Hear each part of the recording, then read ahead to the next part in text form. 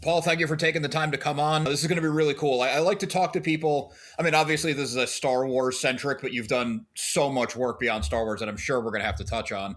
But I just like to talk to, it's not just the director, the big names. Everyone's making this universe come to life. So it's really cool to be able to talk to people from all different walks of life and how they got into it. But before we get there, I always like to ask artists, what was your initial artistic spark? Initial artistic spark? Well, going back, I mean, I watched television shows and drawing my sketchbook as a child, just kind of reliving things, I suppose, through drawings. But the big one that really kind of sparked me off has always been movie posters, I think, or video box covers in the video shop. Okay. The artwork that it just kind of spoke to you and kind of made you interested in whatever it was. Yeah, I'd say it was probably that was the main kind of inspiration. But when you were a kid, would you go and like browse the aisles, pick a cover that jumped out, take it home, and just redraw the same cover? Oh, I mean, yeah, sometimes, but I mean, also watch the movie. I mean, well, of course, yeah.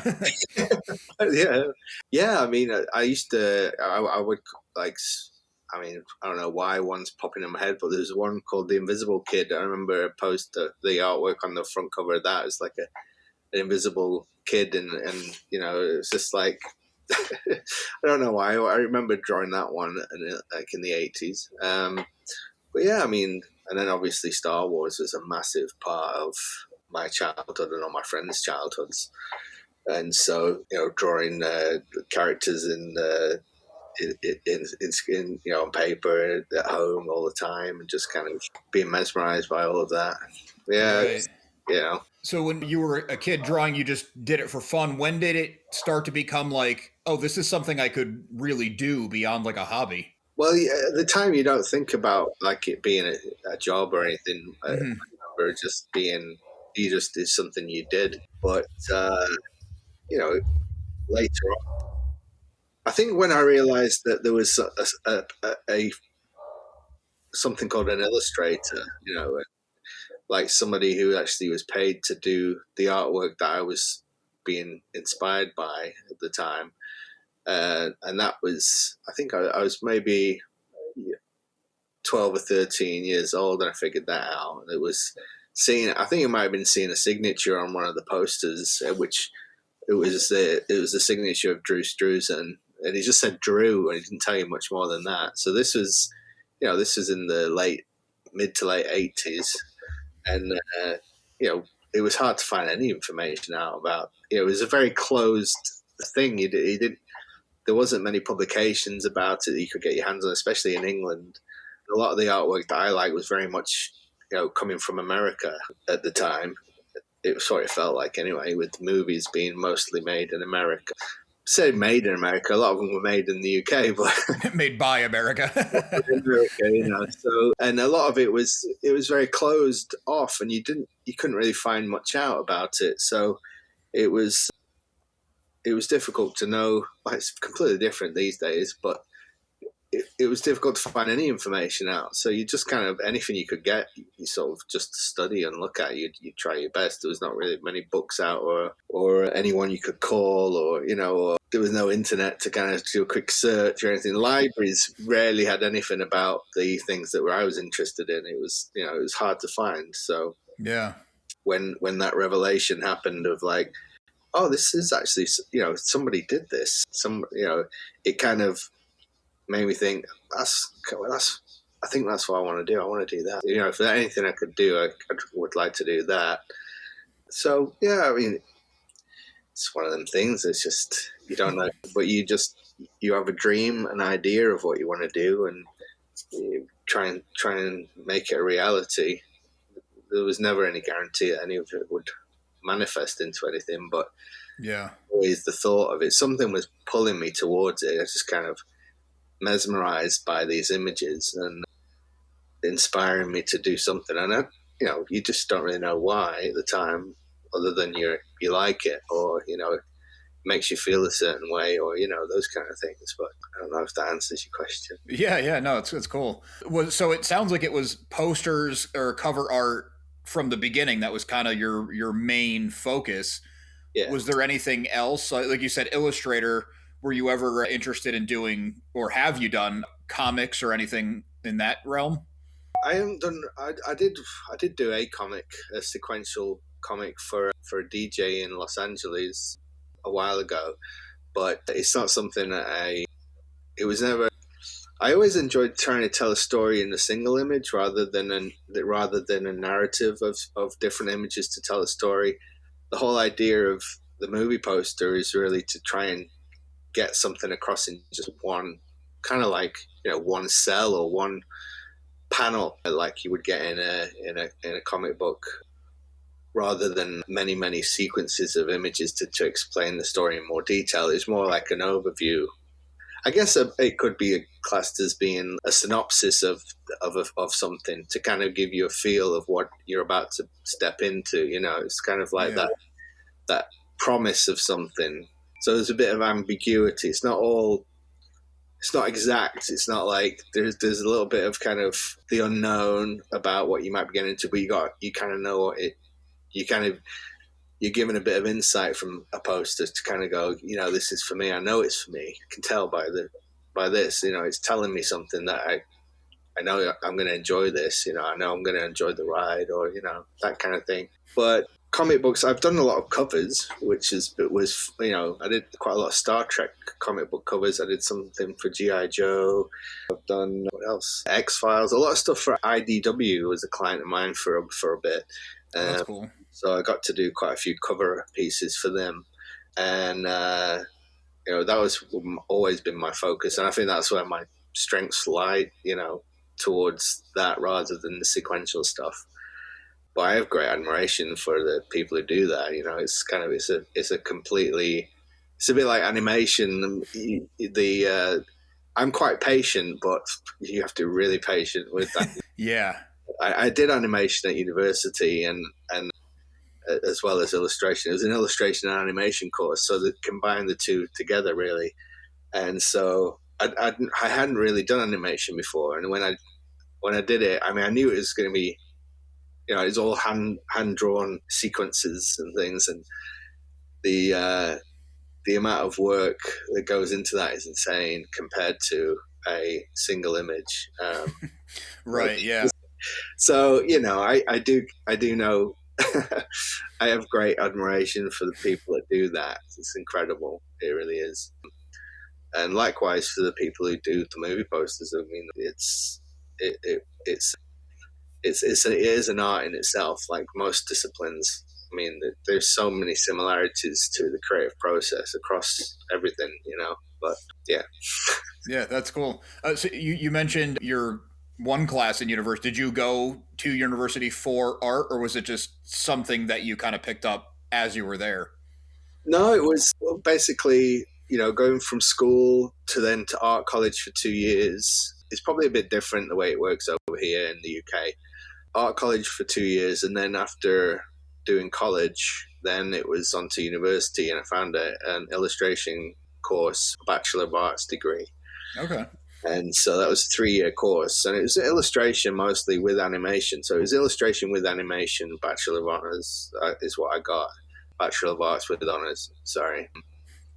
And so I mean, it was just, you just sort of like, what do I do next? You just want more input, and so you need helping hands and guides, and you think that if you just keep going through the educational process, you're just gonna, more doors might open. It didn't necessarily happen that way.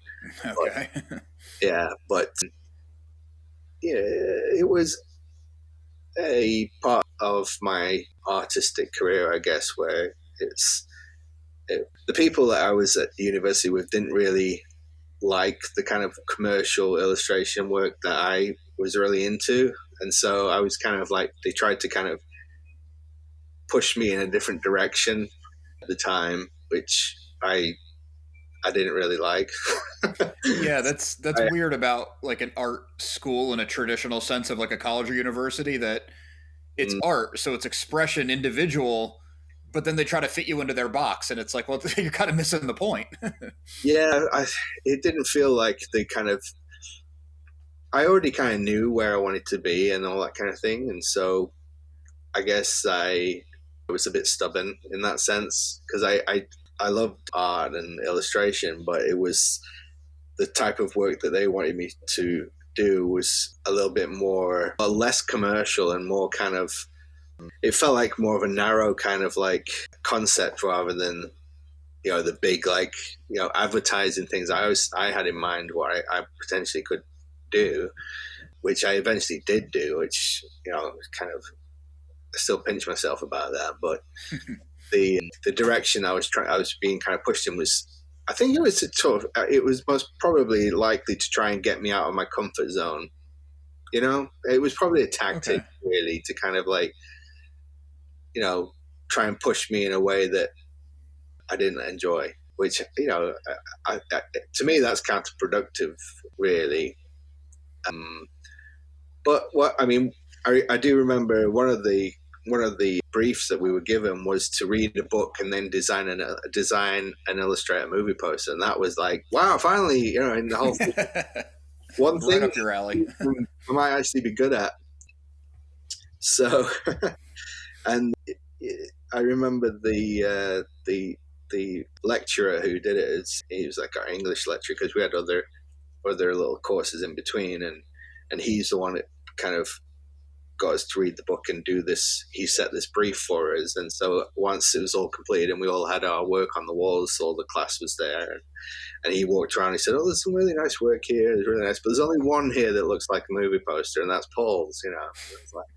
So that, I mean, and he wasn't an art critic, he was kind of an everyman person, and I thought, of everything from this university degree, I think that I might have taken the most from that, because my art kind of registered with the everyman. You didn't have to have a kind of background to understand it. You didn't need to have history in your back pocket to understand it. It made sense in a millisecond, that to me was that's the job. Right, you hit your target audience with that one. Yeah, that's right. So it was kind of an affirmation for me that I can do this, after a lot of kind of people going against me to try and make me into something else. Like, it happened in a way that I was like, yeah, this is something I maybe have a natural talent for, So that kind of solidified it even more for me. So yeah, that's cool. So you sounds like you didn't love your university experience. You were kind of maybe just going through the motions. I don't want to speak for you, but yeah, I was following a trajectory of like school, college, university, which is, it's kind of laid out for you that way, that oh, that's what you're supposed to do, So I did it, and I obviously, even having things there that didn't feel like it was helping me, it probably did help me in the long run. I just realized it at the time. And, we got to go on trips to like down to London and go around some publishing houses and things like that. And we did gallery shows, and, those kind of experiences are pretty good. And working to a brief was one of the things that you had to do. You were given some information, you had to kind of research it and look into it. And that's part of this job, being an illustrator, So. Okay. So kind of had some mock clients before you had clients. Yeah, kind of. Yeah, there was things like that. For example, the local newspaper, because it was in Manchester, so the Manchester Evening News wanted a Christmas card design, for example, and so they contacted illustration department and said, hey, we want some ideas for the Christmas card this year. And so everyone in the class submitted a piece of art for the newspaper Christmas card, for example, and then they will pick which one they like the best, and that one would be the Christmas card. And I think there might have been a small payment or something, so that's like a real world, job. Yeah. And lo and behold, they picked mine, much to the the course leader's dismay. He's on the phone with them, and he came out to the class. Well, they've picked the Christmas card they like the best. You never guess who it is. They like Paul's the best. So he wasn't happy with that, because one of them things, But I guess it was relating to the every person again, which is So those things went along to me as if to say, I could do this, because this Yeah. is like, Sorry to mean to cut you off. no. I was going to say, it sounds nice that you found the validation in your formal education, because I've heard a lot of horror stories from other artists who went through an art school, and it's like, I almost quit art because of this. So it's nice that even though it wasn't quite what you wanted, you were getting something of what you needed, it sounds like. Yeah, no, that's true. And it is supposed to challenge you probably, and it is supposed to make you think about, do you really want to do this? And Mm-hmm. I was very fixed in my understanding of what I wanted to do and where I wanted to be. It's just like, can I even do it? It's like you don't know who you might come across. And after I graduated, and that was in 1997. By this point, I'd kind of already reached out to Drew Struzan by fax machine, asking him for advice. It's like, how do I do this? And I want to do what you do. How do I do it? And at this point in his career, it was like very much going downhill as far as work was getting less and less because of the computer, the Photoshop stuff, and so it was a little bit like, wow, just maybe it's not going to happen, but I'm not going to give up. I'm just going to keep at it and just trying to keep this idea of illustrated movie posters alive. And then the internet kind of happened, which helped. But yeah, from in '97 when I graduated, a friend of mine who had done a graphics degree, been friends since college, we decided after we graduated to do a trip around America. We went around the West Coast on like a camping trip called it was a company called Trek America. Who an uncle of mine was a tour leader, and so he got us a bit of discount and because we didn't have loads of money, it was just like, what should we do? Let's just we both wanted to go to America and see a bit of the national parks and kind of all that kind of stuff and when we got the itinerary, we had a day in Los Angeles free, like a whole nothing to do for a day before the trip starts. And so I thought, what should we do? And the only thing that popped in my head was maybe I could go and see Drew Struzan. Maybe he would be willing to say hello, or So I wrote to him, and he replied instantly, kind of back to me, saying, it's a way off yet, but if give me a call when you get here, and we'll see if I'm free. So when I got there, I gave him a call nervously from the hotel lobby, hearing his voice on the other end for the first time, and he's like, yeah, I'm here. If you can get to where we are, it's fine. Do you have a car? And I'm like, no, we don't have a car. He's like, well, I don't even know how you're going to get here then if you haven't got a car. So I said, I'll find a way. So we found because it was near the airport, this hotel. So there was an airport shuttle that would take people back to their homes after coming back off the plane. So it was the cheapest way of doing it. It was kind of reasonably priced. And I was like, yeah, that'll do. But it didn't realize how long it'd take. It took, I think, a few hours to get there, dropping people off at their houses. And then finally we got there, and the driver said, give us a call when you're finished and I'll pick you up. And so we were like, oh, this is great. Because I took my friend with me, obviously, and knocked on the door, and his wife answered and let us in. And we went down to his studio where he was working. And we spent the rest of the day there. It was like the most amazing. I mean, what a guy, for me to, get some, talk to him, have some advice from him. I bought my portfolio with him. I actually gave him a gift. I did a portrait of him, which is the stupidest idea ever. Of like, because you just want to give him something, but yeah. I did a portrait of him surrounded by his artwork, and looking back, it was not the best idea, but he was really nice and really, he looked at my work and could see that.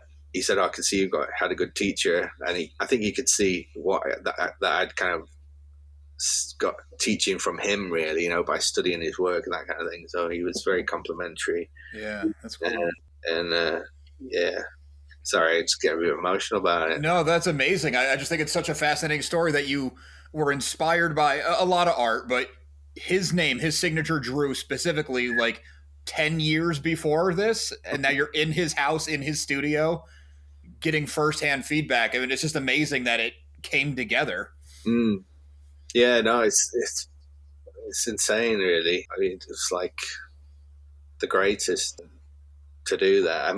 He's just a legend, and there are other artists, but Drew's work specifically was the one that really spoke to my heart. Whenever I'd see a piece that he did, it would always spark something off in me, and obviously to many other people too. And that's why he was hired so often, was because his work would speak to people and enthrall people with these ideas of great adventure and everything. But yeah, to have gotten to do that, and then to sort of stay in touch with Drew and his wife over the years as well, it's been really nice. Oh, very cool.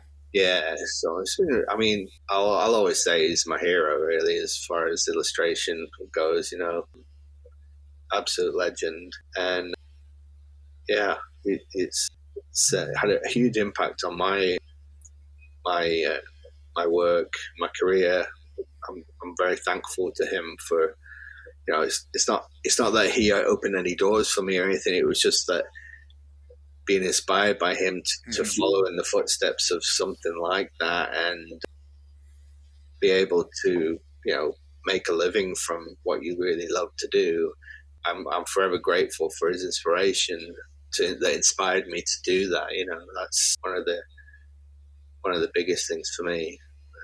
Always that's thankful.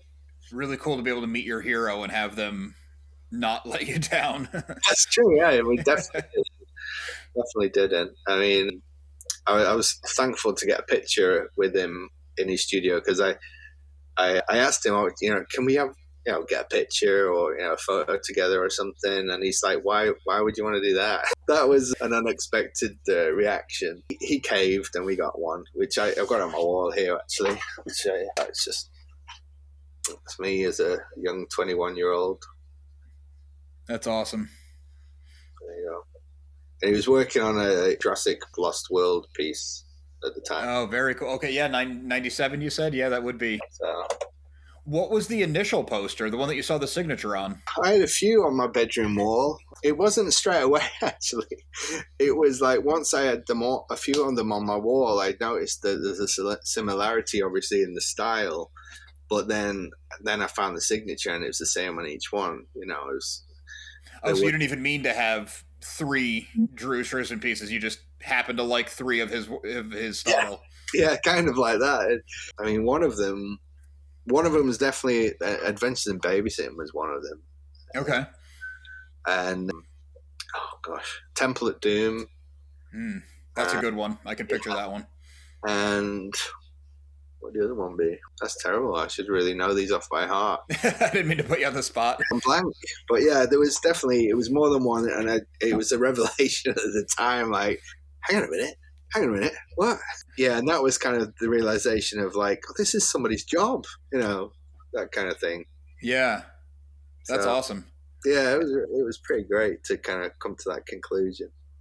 It's just so cool. Like, I can't get over the fact that a decade later you're meeting the guy, and even with the digital age coming in and him saying like, well, it might be a tough go at it, and he was your artistic hero, it didn't deter you. And yeah, that's awesome. Yeah, thanks. It was definitely a pinch me moment to actually, be in the presence of greatness like that. Yeah, between your formal education days, getting selected for little things like the Christmas card or the assignment you talked about, where the only one that looks like a movie poster, the thing you want to do, you got picked for that, and now meeting your hero, it's like all kind of like little validation steps to keep you on that. Right? Yeah, that's kind of how it felt. These little. It wasn't like it was a great succession all the time. They were quite few and far between, but they were just kind of like that little kind of nudge to kind of keep you in the kind of frame of, this is something, something's telling me something. Yeah, just enough to keep you on track. That's awesome. Yeah, kind of like that. Yeah. So I So, never gave up, really. That was the well, no, it sounds like you were dialed in from what you're still doing to this day from 10, 12 years old. yeah, yeah, stubborn. They're very stubborn. That's one way to put it. Determined is a nicer way. That's much nicer. Thank you. Yeah. Well, a lot of people don't have that clarity at 10. They want to be an astronaut or something, and then, they go to school and they become an accountant. Like, who knows? Yeah, that's true. Yeah, no, I think astronaut might have been on my list at an early age before I knew that you could actually, people did work for a living. But And it wasn't like Star Wars. yeah, yeah, kind of, in space, but different. Yeah. So after meeting Drew, you had your vacation, which the rest of it was probably just a regular vacation, not so much a working trip. It was probably the most epic holiday I've ever experienced. Horse riding in the Monument Valley, and cycling in Moab, and Oh, cool. climbing up mountains and canoeing and all these things. I mean, in the most beautiful places, some of the most beautiful places I've ever been to. Yeah. It was amazing. It was a great trip. Made some good friends on there as well, and yeah, it was. But the way to kick it off like that, it was like, oh, it can only go downhill from here. But thankfully, it's still a very, very memorable trip. Yeah, that's awesome. Yeah, it was really good. So after all that, what was your next step to start? I don't want to make it sound like cheap. Like, how did you make it a job? But, what was your next step into pursuing that? Well, university, all they really told you to do was, and this was before really websites were a big thing at the time, although it wasn't long before I actually had a website at this point. But basically they would just say, you send all your work off to different places around, that hire illustrators, so to see if they'll get you on their books. So so you have to photograph all your work, get them professionally printed, and then compile them all together, have a covering letter, send them off to everybody who's on, you get a list from a book of like publications that might hire illustrators, and you just send it off in the post and wait. That's all they told you could do, really. And so I did that. I got lots of letters in reply saying, thanks for your thing. We're not looking for anything like that right now, but we'll keep you on our books. Good luck. And so you get like 10 of those, and you think, well, now what? Yeah. How long do I keep doing this? Nobody wants anything. What do you do? And so I actually ended up working for my dad because he needed some photography doing, and he needed some drawing doing of his catalog first. And so I drew all the product because it was a lighting company. I hand drew all the products for the company catalog, and he paid me for that. And then in between that, I was doing other things, portraits for like friends, or people were getting married, wanted a portrait, or a pet portrait, or family portrait, or anything that was like that, really. And I was, I love doing those things. I love portraits, so it was like, that was something. It wasn't quite, the professional kind of advertising work or anything like that. It was very much like personal work at the moment, like for people. Yeah. So I was doing that in my spare time. I was doing personal work in my spare time. So obviously a big Star Wars, Indiana Jones fan. So I was doing just stuff for me and just kind of like all that kind of stuff. Then once the internet kind of started kicking in, that really kind of, you search on there for the things you're into. Like I'm probably I'm a big Star Wars fan, but Indiana Jones was kind of my kind of, not only for the movies, but the posters for Indiana Jones really kind of really spoke to me even more than some of the Star Wars ones and other ones. So it was like the Indiana Jones character was really close to my heart. And so I found a community online, and it was a website called theraider.net. and so I was on the boards there. I think I was on the boards, or I was just getting information, or I can't remember. Anyway, at one point they were starting to take submissions for like fan art in the gallery in there, and so I plucked up the courage to kind of just send some in, and because the internet was kind of like, well, there's a lot of eyes, a lot more eyes than usual, that would see things, Right. It You're, wasn't so commonplace you're just yet. opening yourself up to either, a, a round of applause or people like bashing it for not being good enough or whatever.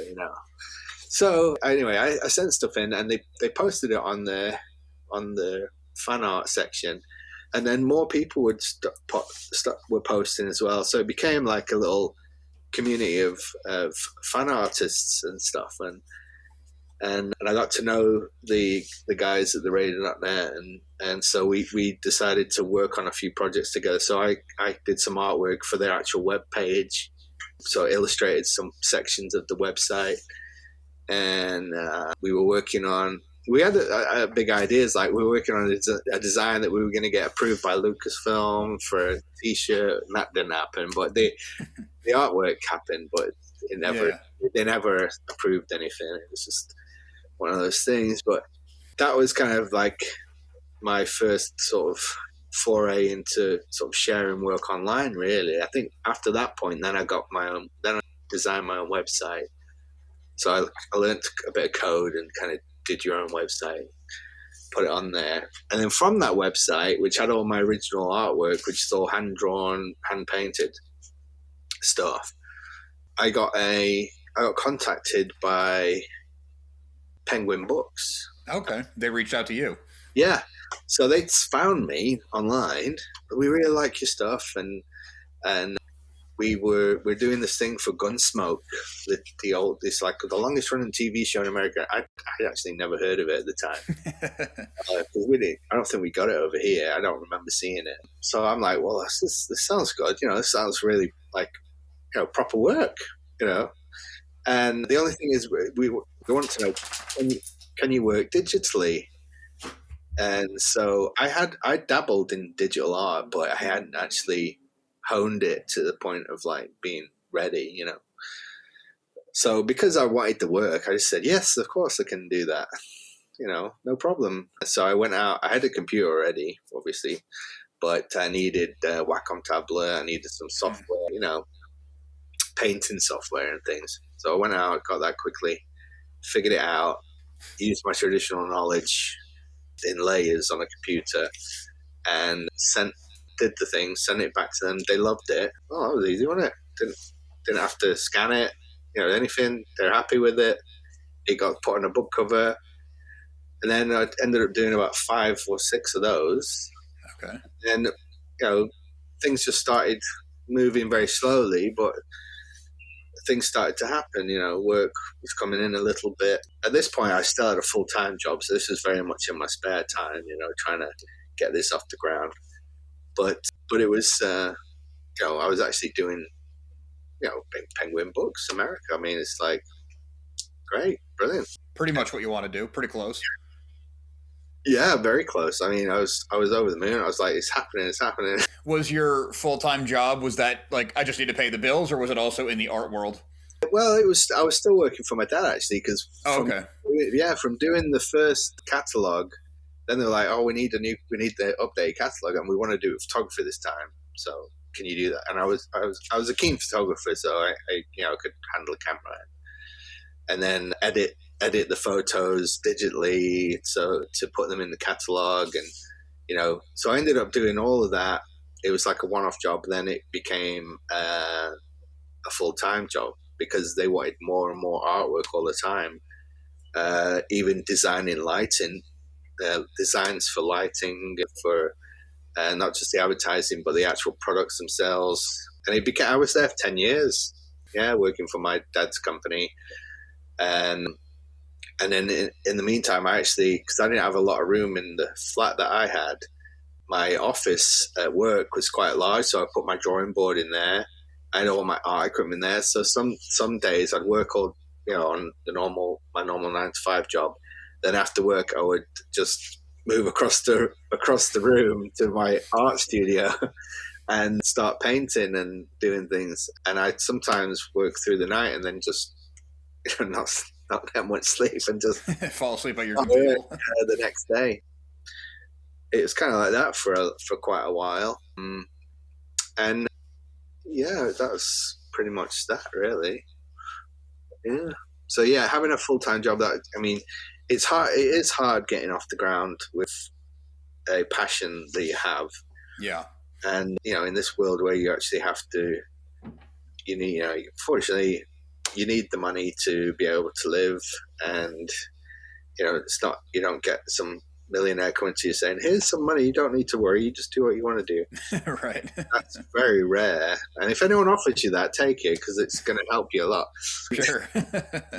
At least your day job, you weren't like laying brick or something. You were still flexing those same art muscles. I mean, it might have gotten exhausting, but I was pretty fortunate at that point. And the position I had at the company grew and grew, where I was head of a department and I was hiring people, things like that. It was, it went from nothing in a company to being an integral part of the company, where it was like, it's important for the growth of the company, to the point where I was even traveling overseas to factories and, kind of working with factories and, packaging and product design and, things like that. So it was a pretty major thing. And then from that point on, I actually moved to New Zealand, which doesn't really help the story, but because it didn't really help my art career in a great way.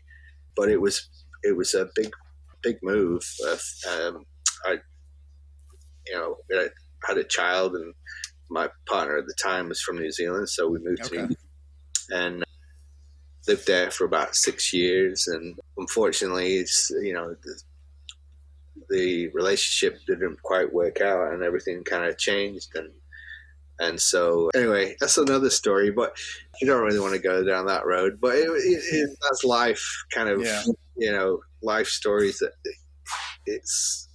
it's complex, and unfortunately, a lot of families in this day and age have suffered this, where there's a lot of breakups and a lot of sadness and also happiness, and it's like a real mix of everything. And anyway, yeah, from living in New Zealand, I did keep on with the illustration, and I was doing a lot of design work and photography work to kind of pay the bills as well. And then online, there was people who were seeing my work, and I'd been getting some really nice feedback from work I'd been doing, and from lots of different people like Simon Pegg. I mean, oh wow. Yeah, it was actually Star Trek work. I did some Star Trek pieces for the movies that he was in, and he saw them and he retweeted them at the time, which was, it kind of boosted my, people could see me even more, and just kind of steadily people were getting to see my work even more and seeing my website and seeing my work, and then you get talking to people, and then one thing leads to another, and someone says, "Oh, my friend works at Disney theatrical department, and if you're ever coming to LA, maybe we could set up a meeting." And I'm like, "Really? Wow, okay." So I kind of started looking at like how I could make that a reality. Yeah. And as soon as I could, I was over there and having a meeting with at Disney and showing my portfolio to them in their office. And I mean, that was a milestone, really, in my illustration career, because even though the first time I went in there, it was like I think it was about 3 years after was the first time they actually gave me some work, but it was they seemed really impressed with what I was doing, because a lot of them didn't realize it was digital, because I just kind of started honing all my digital skills with all the traditional knowledge I had, and it was all going through the computer and drawing on a big screen and all that kind of stuff. And so a lot of the people in it were looking at the work were like surprised that it was digital. They were like, really? They really couldn't believe it. And so I think they quite liked that idea. But yeah, it was about 3 years before they actually gave me a job. And the time period it was, because when I was leaving the meeting, the guy who was the head of the department at the time was a really cool guy. And he said, we really like what you're doing, and we're working on this thing called Guardians of the Galaxy, and I think you're going to be perfect for it. And so I was like, all right, cool, that's awesome. And I just kind of left there then, thinking, well, I might have my first job in the bag here.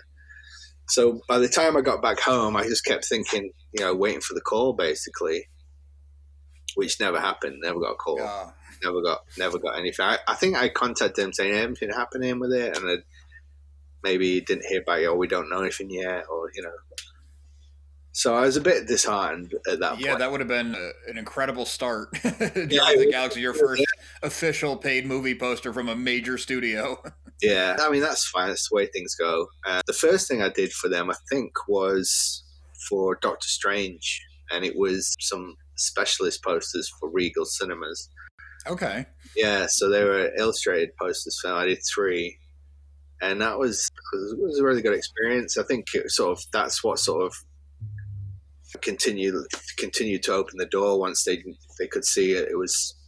I was reasonably easy to work with, I guess, and got results that they were after, and kind of kept on going from there.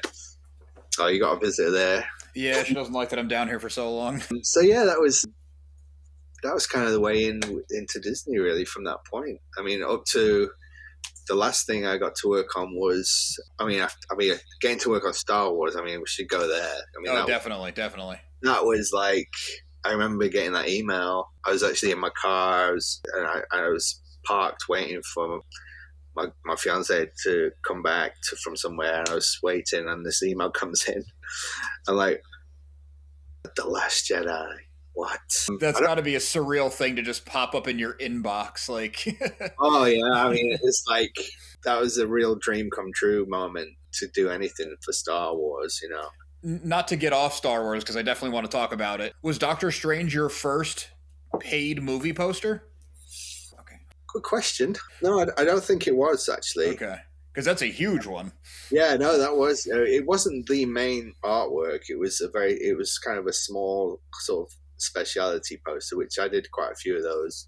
It's still officially licensed Marvel Studios, Disney-owned movie poster. Absolutely. Yeah, absolutely. It was, it was the whole process was, that's the thing is with this job. It's the whole process, like the whole getting the job and then working with the studio or working with the agency or whoever you're working with.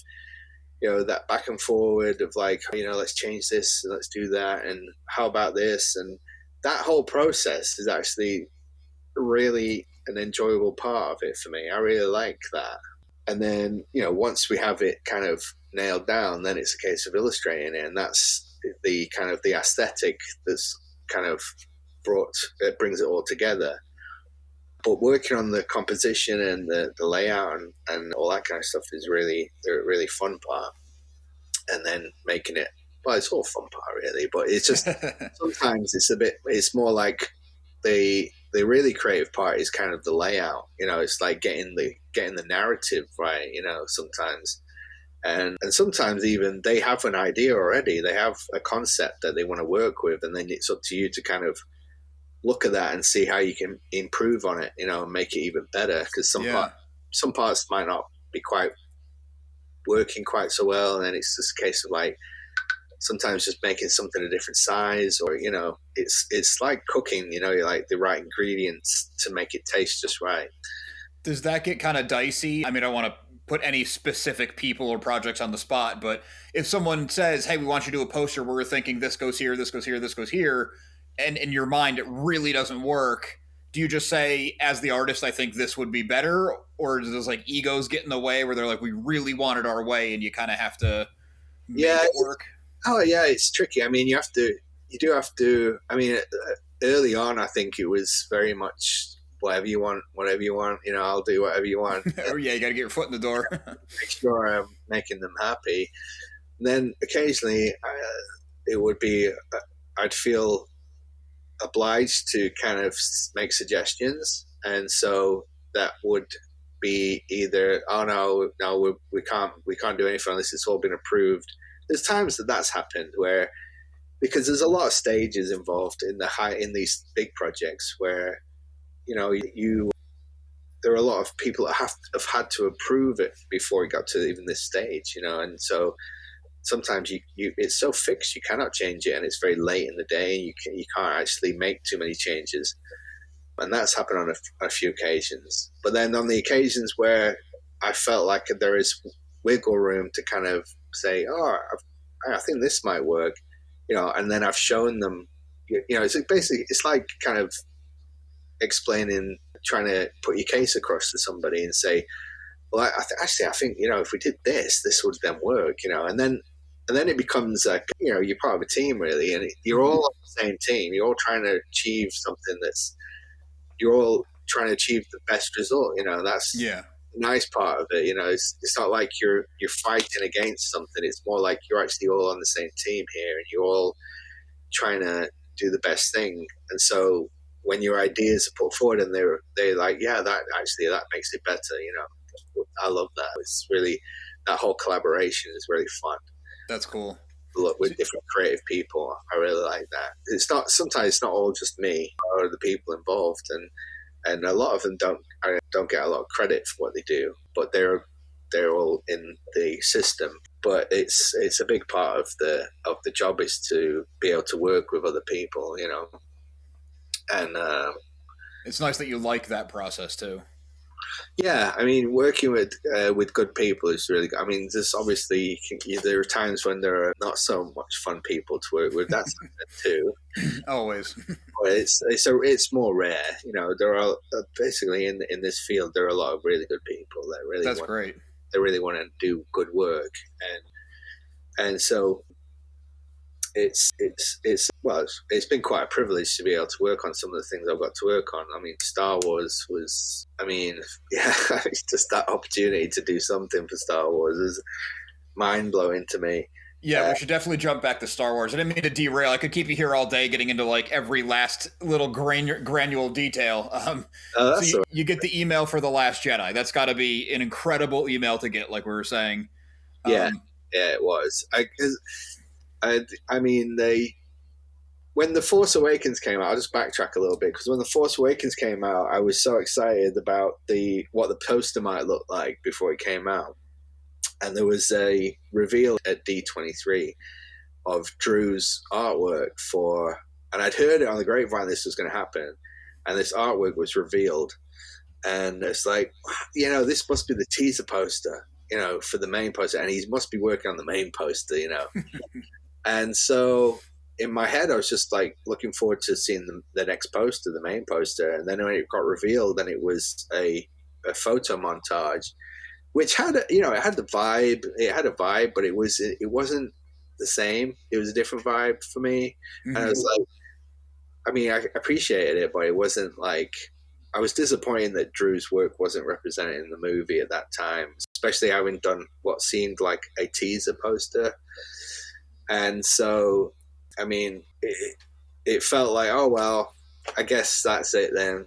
You know, I think if Star Wars isn't doing illustrated posters anymore, maybe that's it. Maybe that's it now. But, oh, well, we'll see. We'll see what happens. Funnily enough, the team who did that poster, I got friends with one of the lead creatives, and his other poster was the Guardians of the Galaxy one. So that's the, you know, and he's so great. We've actually worked together a number of times now, and so, you know, his design and my illustration combined has been a thing, including a poster for the Rise of Skywalker, which I was really proud of. Which it didn't see the light of day that much, but it was an international poster for the Rise of Skywalker, and when we were, is that in your portfolio? Yeah, it will be there.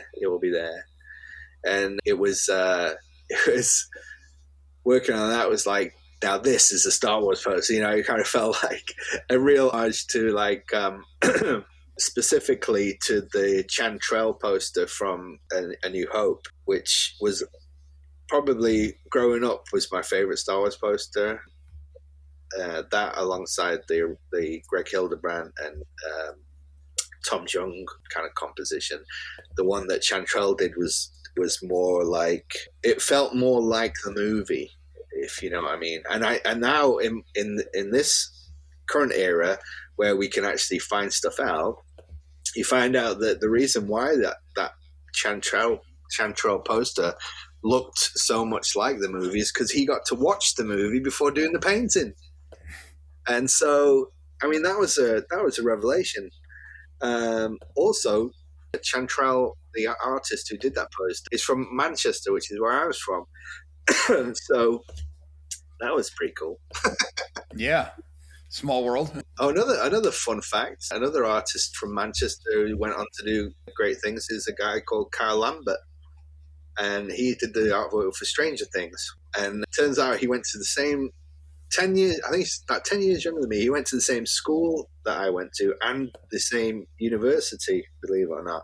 And I only found that out like a few years ago. So that was kind of crazy, you know? Yeah, that is a really cool classic style poster, now that you bring it up. The other funny story of that is that I actually got an email from the people at Netflix asking me if I was interested in doing that. We got this new thing. It's like kids on bikes set in the 80s. It sounds, a bit supernaturally. And I'm like, yeah, it sounds great. Yeah, count me in. I'm all in it. Yeah, let's go. And then I didn't hear anything back. And then when it did come out, I was like, oh, that was that thing. So that's happened a lot, where you get inquiries and then you're like, yeah, I'm interested in doing that. And then you don't hear back from them for some reason. Right. And you actually see it come to fruition. It's like, oh, okay, that was that. Yeah, good. When you see stuff like that, do you instantly think of how you would have done it, what your version would have been? Yeah, yeah. I have a very high bar when it comes to like what I like. I don't love everything. I have a very kind of, I don't buy off everybody. There's only certain people I might go, I really like that. And that's rare for me.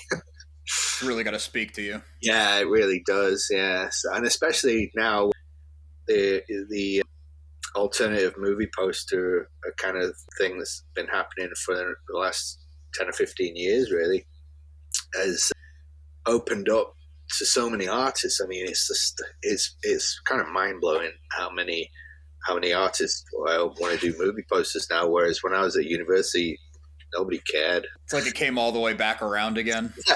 I remember saying that to Drew in an email once because he was like it's I'm the last one. There's no one else doing it, and really and I just kept saying to him. I remember saying it. It's going to come back around. It's like everything sort of like it comes full circle, and then it's like it's back in the mainstream again. And then it did. If I'd have been a betting man, I should have probably put money on it, but I didn't. Right. But I had a feeling that it would. I think when something like film poster connects with it, it's so accessible to. It's a bit like movie soundtracks is the new classical music. It's kind of like that. It's like it's very accessible to people to know they hear something and they like it. They know they like it. They don't need to be told why they like it necessarily. They just know I really like that. And so I think movie posters are the same, and there's such a variety of styles now that there is basically, if your favorite movie is, Star Wars, you could find a poster in a particular style that speaks to you now. Yeah. Whereas you couldn't do that before. You were very, there'd be, I don't know, let's say 10 international posters or something of Star Wars. You'd be like, my favorite is that one. Now you're like, if you've got a very minimalist, if you love minimalist things, you can find a minimalist poster now for Star Wars. You got my Star Wars poster, Yeah, that makes sense. Yeah. There's a lot of styles out there for every taste now, because so many people are doing it. And, some of it's unofficial, some of it's official. And then the nice thing is that everybody's doing what they want to do, what they think is right. And that's, they're interpreting their favorite movies or the movies that are inspiring them in their own way. and it's fine. It has an audience as well, which is it's nice. Everyone's sort of finding what they like.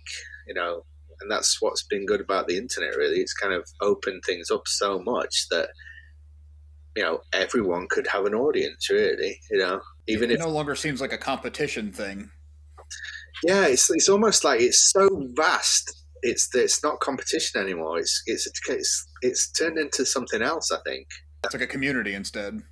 Yeah, that might be a way to describe it. It's more like, you're not all competing for one job. There are multiple options out there. There are multiple outlets out there that you could either, even if you weren't doing it for money and you're just doing it for fun, which, that's how I started out, really. It's kind of like and I still do it now. Like I just did something because no one commissioned me to do it, and I wanted to do it. So I did something for the Phantom Menace, for the anniversary of that, and which actually, there's a print of it back here. I was trying to bring your portfolio up on a screen share, but I couldn't quite figure it out. Let's see if you can look at that one. So that's a yeah, very cool. So it wasn't a commission piece, but it was something that I really wanted to do, and I did the same thing for. Well, Indiana Jones and the Dial of Destiny, I was actually asked by Disney to work on some concepts, which I did. And Tony Stella got the gig in the end, which, I love him. We're friends. He's a great illustrator. I love his work. But yeah, look, I mean, obviously disappointed that my work didn't get picked, but I actually asked if I could share it, and they said no. That's too bad, because that was like you were saying in the beginning, you like Star Wars, but Indiana Jones was like your thing, and Dial of Destiny, the best representation aside from the 3 original. Yeah. Well, from my early meetings with Disney, it was always we always talk about Indiana Jones every time, like, so yeah, we definitely want you to do that if we get a chance, but it didn't happen, and that's okay. Yeah.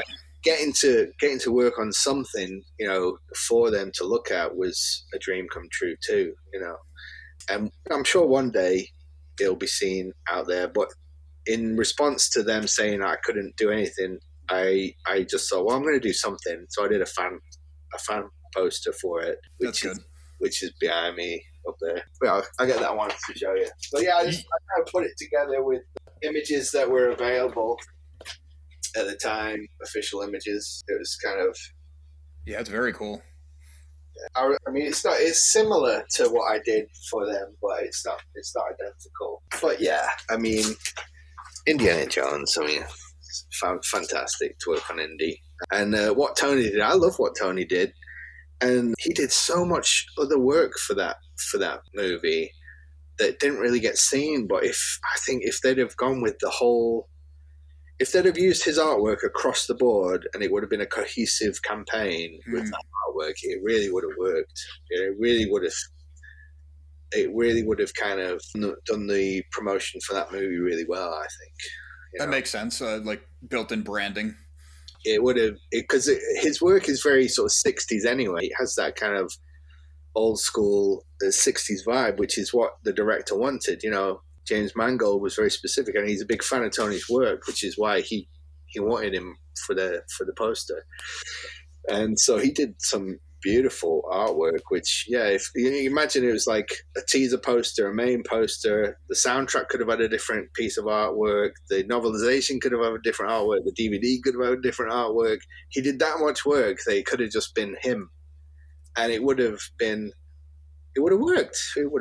But I think the same. Something happened. I don't know the full story about what happened, but it didn't happen the way it was probably supposed to. But I loved the movie. I mean, I thought it was brilliant, and I did get to go to the premiere in London.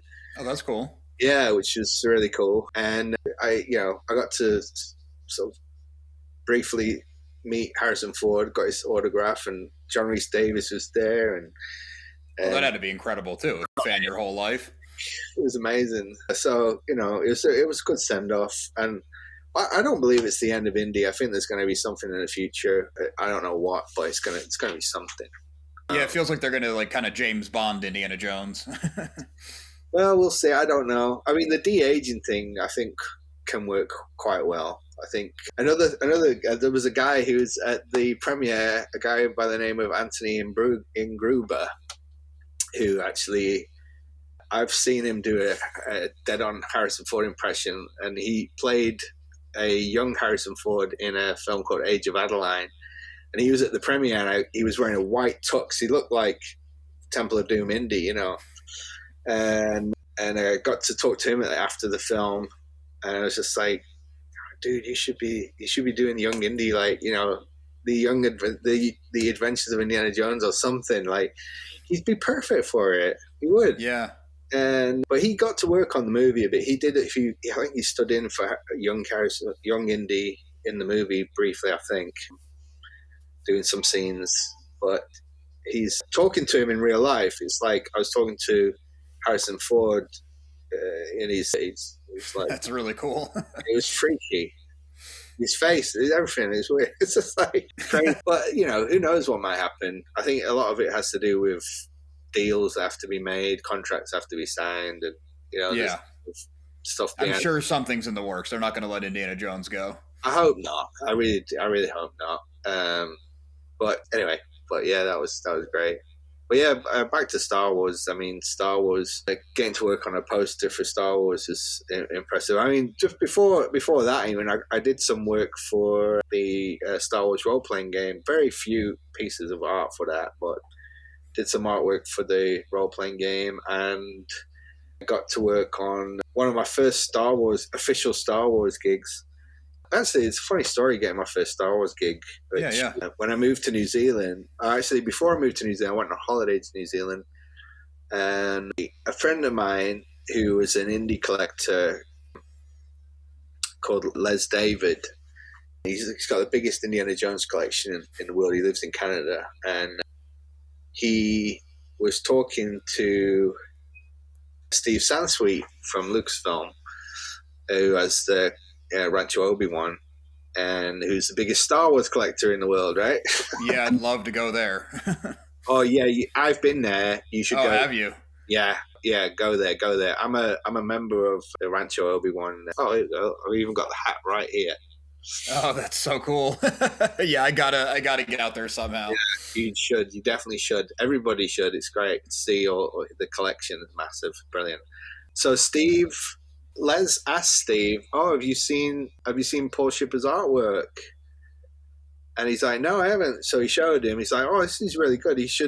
Has he been in touch with the Lucasfilm art director at Lucasfilm?" And so, I mean, I didn't even know that's how it worked. I didn't really understand you could even, you know, submit things. You know what I mean?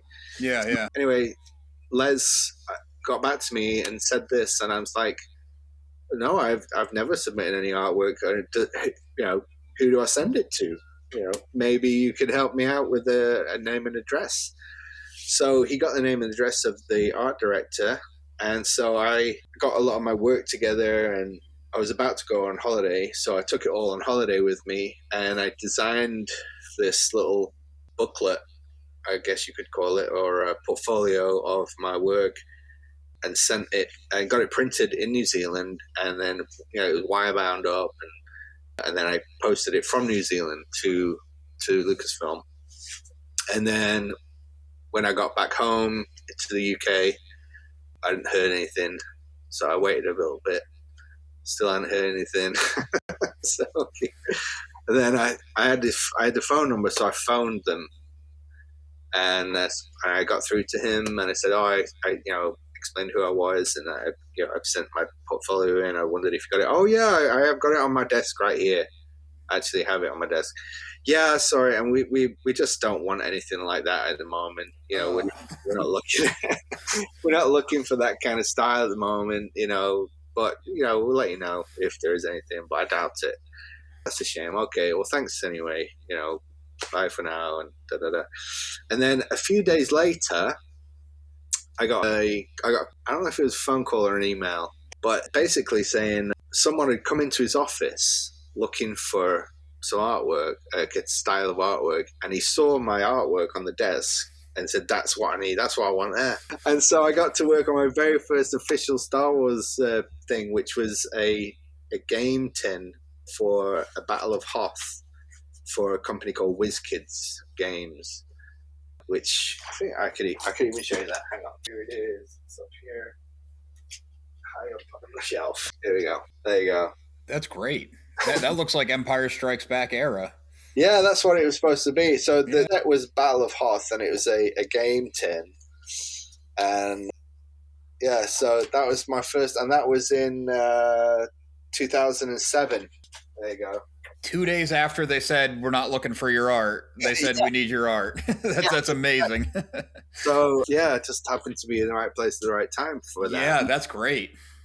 And then after that, a few other little things happened with a company called Tops, where I did some Star Wars cards, card work. Yeah, okay. And which has been made into, I think one of them's been reprinted into a hologram. It's really rare or something. It's one of Yoda fighting Count Dooku. Okay, that's cool. Which I might have. You got that too? Maybe not. One of these drawers is in. Oh, here it is. The little card. There we go. Yeah, that's cool. So it's since then, which I don't know what year that was, but it's been re-released as a rare card. I don't know. I found it online at some point. I just kind of, it popped up. I'm like, oh, that's cool. Like, hey, that looks familiar.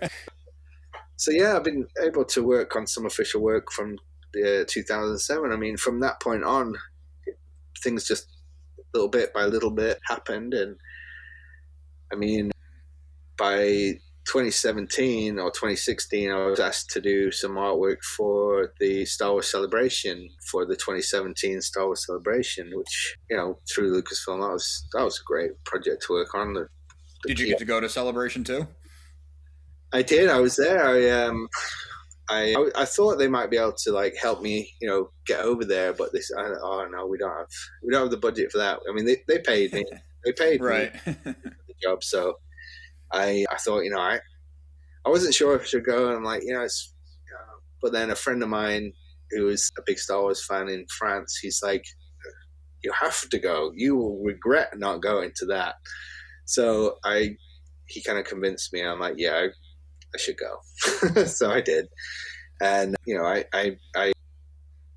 it was a surreal experience, actually, seeing your art, like, basically on everyone's badges, walking around. Yeah, that's what I wanted to ask. Like, how was it being surrounded by your artwork?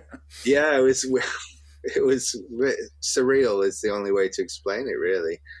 And amazing, and just, you know, a real ego boost, too. I mean, it's like, everyone was very complimentary to me about it, because obviously I did arrange I went to the merch area and spoke to them and said, look, I'm here. If you want me to do anything, I can sign posters, you know, anything. And they're like, oh yeah, that's a great idea. And so they set that up so I could sign posters. And so everyone who came by for a poster was very complimentary of the work. And I would remember one of the days I was there, there's a huge queue outside to get to the merch booth. And I had a bit of time, and I just thought, you know, I'll just go along and introduce myself to all the people in the queue, and I'll be like, oh, I'm Paul Shipper, and I did the artwork for this year's celebration. And they were like looking at me going, what? Who are you? What? And then I'm like, well, that badge there that you got there, I did that. Would you like me to sign your badge? You know, I just thought it might kind of ease the queue. I don't know, like hour, 2 hours, maybe wait to get into the queue, you know. And so it was just like something nice to do for the fans, I thought. And a lot of people really liked it. Some people were like, what? Are you though? Are you really? Right. Just some random guys. The queue, like pretending. So I must have convinced a few, because I did sign a lot of badges. But yeah, it was a great experience going to Orlando for that. And then that's cool. Getting to hang out with some of they had a Star Wars night at Disney as well around that time, and so I got to go there and hang out with some really, really cool people. I think Sam Witwer was there, Cal Newman, Dave Filoni. Oh, very cool. Yeah, I mean, yeah. I'm rubbish today with names. The guy who did the voice of General Grievous, Matthew Wood. He was okay. Okay, yeah. some of the guys from the story group, Lucasfilm story group, were there. Janina Gavanko who she just announced that she was in the Star Wars game there, so I got to meet Janina. She was nice. Everyone, it was just like really cool. And we got to like, I mean, the Star Wars night there was insane because all the celebrities were there as well. Like Hayden Christensen was there, Warwick Davis. I mean, everyone who was at Celebration. Anyone from Star Wars you'd want to talk to was there. Yeah, it was really, that was totally surreal. I mean, and I remember Hayden was like, because I didn't meet him, but he was talking with someone saying that he wants to go into the park and do the rides, and he's like, dude, you will get swamped if you do that because like it's Star Wars night. It's Star Wars night, and Anakin Skywalker's walking around. He's like, no, I don't care. I'm going to go anyway. And I think he did. I don't really know if he did, but I think he seemed very, determined. But yeah, that was really cool. Yeah, so it was a way. I was very glad I took my friend's advice. I went. It was absolutely because you were a part of it too. Yeah, it would have been a big mistake if I hadn't done it. Yeah. And then from that, I got to be on the Star Wars show as well, briefly. I had an episode of the Star Wars show where I was in that. Which was, cause they wanted to get me on stage at the event, but their schedule was so packed and I wasn't really, it was a last minute thought. Yeah. So they said, we get you on the Star Wars show at some point. So not long after that, I was on the show, which was cool. But, yeah, it's been fun.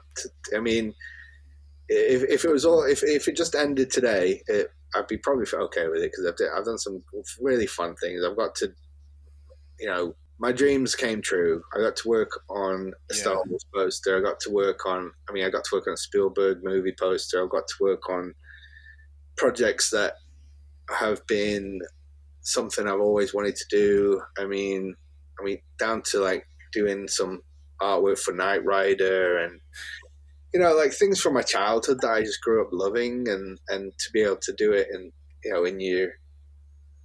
as a career, as a sort of profession, it's I mean, like I said to you earlier, it's like they're all pinch me moments now. It's just it's like, did that really happen?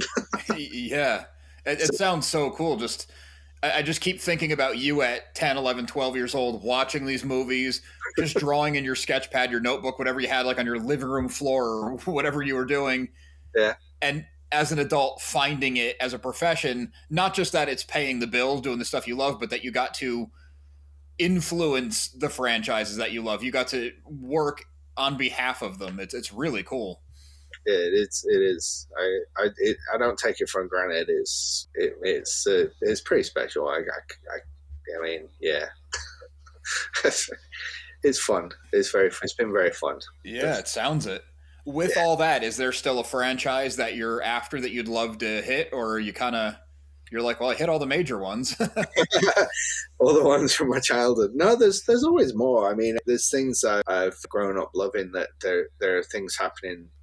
Anniversaries, for example, of things. Like Jaws is 50 years this year. I mean, so I've worked on a few Jaws things over the years.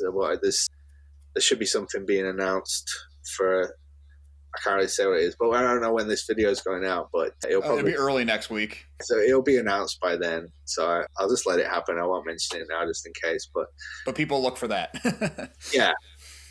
Yeah, it's quite a nice thing to do, to be part of for a certain magazine that I do work with. I'll say that. Very cool. Okay. So people can look for it. They'll find it. Yeah, I hope so. I mean, I've got to do 2 covers. So by this point, that should be a known thing.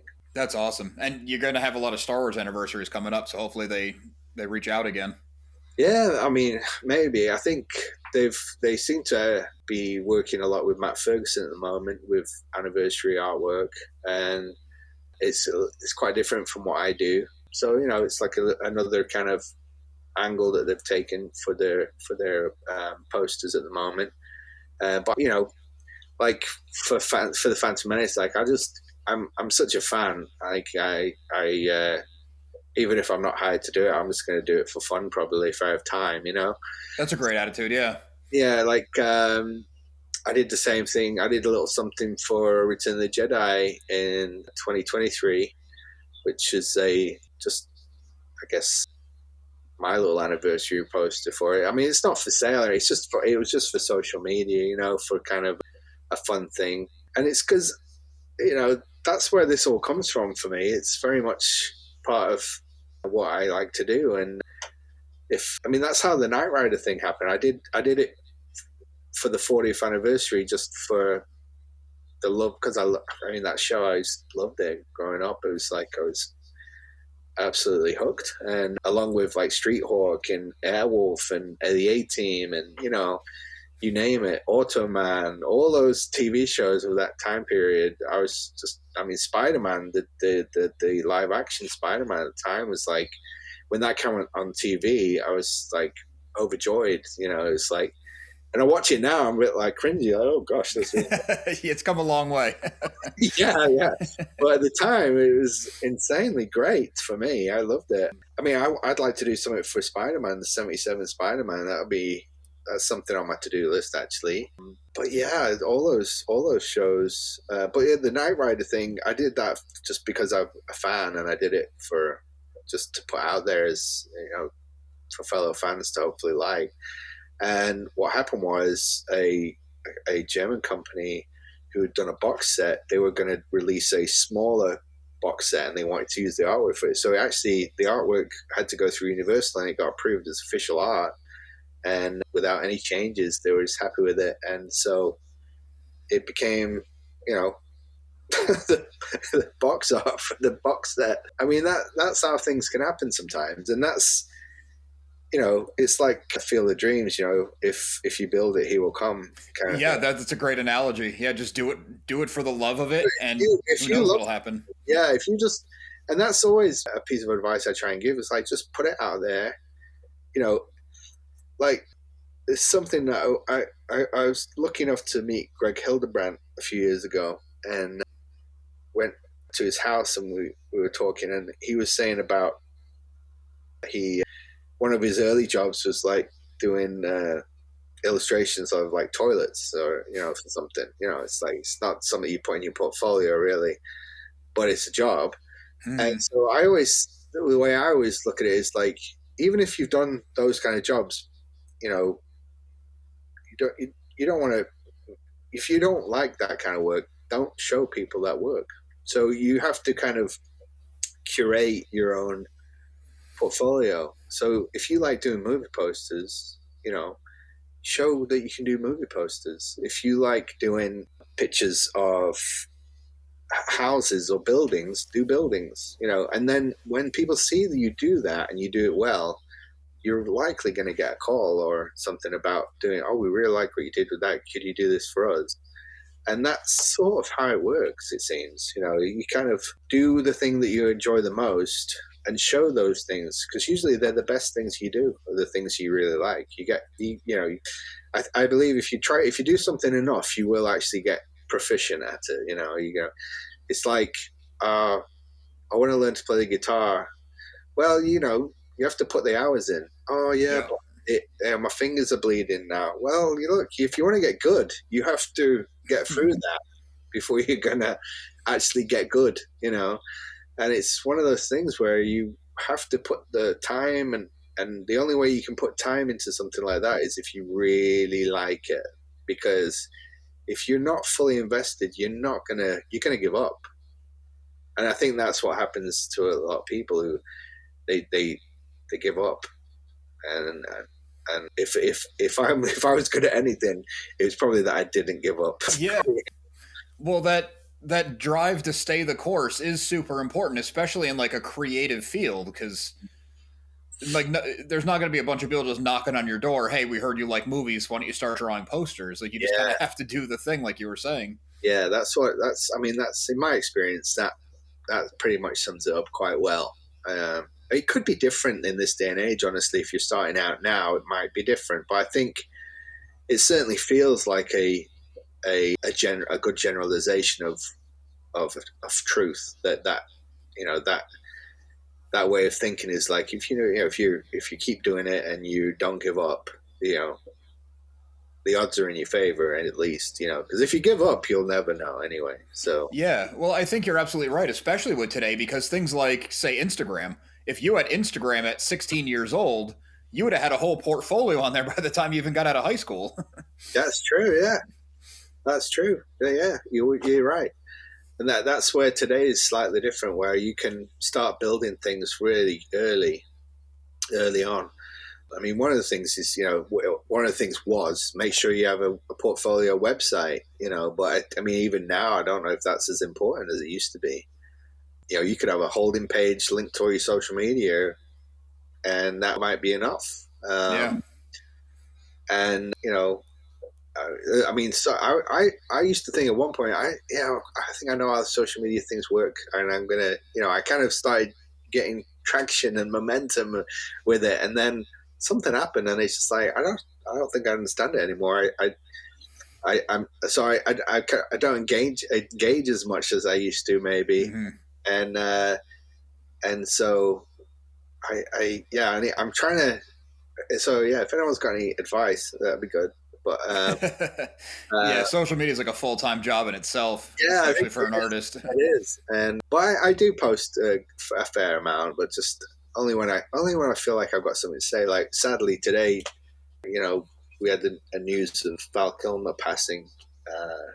I wouldn't even see that. Yeah, sorry if you didn't know. That's too bad. I mean, I knew he was sick for a while. Yeah, so I mean, I just reposted something. I didn't really know what to say, other than it's a terrible loss. So that it's sad when you're posting something because of something that's sad like that. Yeah. So, but that's the way it seems to go a lot of the time, and people really remembering somebody for their passing. But generally, I'm only really posting like if I've got any news or anything of mine is coming out, or or I see something that is interesting or makes me laugh, or like someone had a picture of, it was an image. I did this because it was the caption was, I did this because my dad kept asking me where to find the icon for Google Chrome, and it was an image of Harrison Ford as Han Solo with his finger like this, and he's pointing to the icon on his wallpaper thing. I like that, and that was actually, I followed them back. I followed them actually because I like that, and it was they were called the Mancalorians. And I didn't look into them fully, but maybe they're from Manchester, because people from Manchester are called Mancs, like M-A-C-S, like you're a Manc if you're from Manchester. So maybe they're from Manchester. And forgive me if I'm wrong, but if you are, I feel like, especially for Instagram, like you being an artist, just post your progress pictures, your layouts, your sketches, your final works, everything. Well, that's the other unfortunate thing is I did that early on. I got in trouble because I was sharing things that I shouldn't be sharing. The paid work, maybe you can't do it. Maybe you can only do it with your personal. Yeah, so I can only do that really if I'm doing something that's not a top secret, job. Yeah, that makes sense. Yeah, you don't want to get in trouble with these big companies. I don't want to do that, so I try not to. But so that's the unfortunate part, really, because social media really thrives with things like that are kind of like quite exciting and interesting. So, yeah, I am looking at doing some more kind of behind the scenes stuff. I'm going to do a little tour of the studio, which I have a holding page on my website for, which I'm going to have photos and video hopefully up there. And yeah, I mean, I do want to do some more. I'm going back to the drawing board. I'm going to start doing some more actual drawing and painting again, and maybe take commissions from fans, stuff like that. So I'm looking at exploring other avenues and trying to engage a little bit better with people who like the same stuff that I like. Yeah, and that'll also kind of probably keep it really interesting for you. Doing something different. Yeah. So I'm looking into that at the moment, trying to figure out how to do it the best way around. And yeah, very cool. Well, Paul, I really appreciate you taking the time. I didn't mean to eat up your entire evening, but like I said, we could still be on like your first paid gig, just every last detail of how the contracts go and the layouts and the approval process and the whole thing. Yeah, no, it can get quite detailed, and there's a lot goes on in the background a lot of these projects, the bigger ones especially. But at the end of the day, it's the piece of art at the end that really matters, and how that connects with the audience out there. And hopefully, I feel like I've had some successes and heard back from some people that told me that it's been okay. So as long as that continues, that's all right. I just think it's amazing you already had several full circle moments where the kid you got to do the real thing as an adult. Like, you had a lot of those, which is really awesome. Yeah. Almost knocked my table over. Yeah, no, it really was. Pinch me time. Yeah, that's so cool. And so I do feel privileged by the people I've got to interact with and meet, and who have helped progress things for me and my career. Like those moments of setting meetings up, or whatever it is, convincing me to go to Orlando to the show and experience that. Because I was thinking not doing it, and I was like, no, you should definitely do it. So especially as a fan, you want to do Star Wars Celebration anyway, but here they're using your art. You have to. I got a free pass to get in, so they gave That's me. Cool too. They just weren't able to help me with the organizing the flights or accommodation, but it's a long flight. Yeah, I managed to do all that, so that's okay. But very, very blessed with the projects I've had to work on and got to work on, and who knows what's next. If I'm, like I said, if it ended tomorrow, I'd probably be okay with it. I just don't want it to end. Don't end. No, keep going. It's a fun job, and I really love it. So, and it's great to be part of Star Wars, and I can't believe it. Even I'm an honorary member of the 501st and the UK Garrison as well, which that's cool. Yeah, I mean that getting that little plaque and the badge, it's like to be part of that. And it's a great community. The Star Wars community is really, really awesome. So top people, from the creatives to the fans, everyone involved. Just great people. So it's good. I'm glad you got this podcast going. And yeah, it's been a lot of fun. I've been a Star Wars fan my whole life, and my wife and I had a rough. I mean, she was sick, so it was like a stressful time, and like I just kind of disappeared into Star Wars as like my comfort. And I'm like, all right, we're going on YouTube. Do it. once she was okay, I prioritized that, and then once we were past it, then it was all Star Wars. That's fair. No, good. Yeah. Very good. Well, yeah, thanks for having me on. Really. Yeah, thanks for taking the time again. This was a fascinating conversation, and I'll definitely be keeping a lookout on your work. And if you ever have anything you want to promote, come back on. Actually, speaking of that, why don't you give everybody your website and wherever you want to point them? Sure. You can find me on my website, which is my main portfolio, and I've got a little store there. It's paulshipperstudio.com. But paulshipper.com also works, if you forget the studio part. Okay. And most of my social media is at Paul Shipper. So I'm on Instagram, Twitter, Blue Sky, all of those new ones that everyone kind of migrated to. Instagram, did I say that one? Facebook, you can find me at Paul Shipper Studio. Any others? I've got a YouTube channel too, but I actually haven't really used that much. But eventually, maybe watch the space. I'll try and do something. Maybe I don't know what yet, but we'll see. But yeah, pretty much, you can find me on most social medias, including Mastodon as well. Which there's tons. I mean, there's so many now. Yeah, I never even heard of that one. Yeah, it's part of they call it the Fediverse, which is what Threads is part of. I think. Okay. And I think even the Blue Sky might be part of it. It's like separate. I even don't know how it works, but but you're on it. I'm on it, just in case. I try and post everywhere at the same time.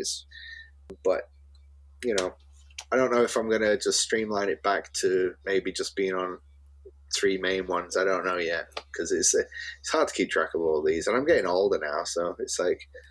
It's even harder to remember where you're going to post. For sure. Well, Paul, thank you again. I really can't thank you enough. That was amazing. So it was great.